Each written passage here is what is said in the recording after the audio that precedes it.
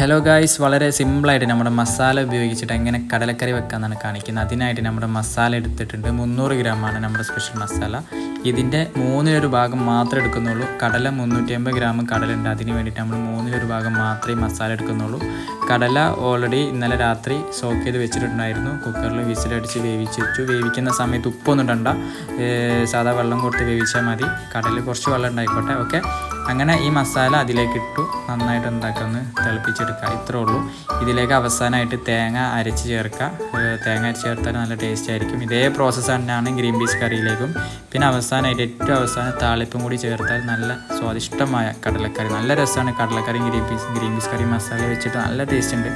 അപ്പോൾ അടിപൊളിയാണ്. അപ്പോൾ ഈ ഒരു മസാലനെ കൊണ്ട് നമുക്ക് ഈ ഒരു കടലക്കറി മാത്രമല്ല, നമുക്ക് ഒരുപാട് ഐറ്റംസ് ഉണ്ടാക്കാൻ പറ്റും. ഓക്കെ, അപ്പോൾ ഇതൊക്കെ എല്ലാവർക്കും സിമ്പിളായിട്ട് ഉണ്ടാക്കാൻ പറ്റുന്ന ഒരു സിസ്റ്റമാണ് ഈ ഒരു മസാല ഉപയോഗിച്ചിട്ട്. ഓക്കെ, അപ്പോൾ വളരെ സിമ്പിളായിട്ട് കറി ഉണ്ടാക്കി. Okay, by.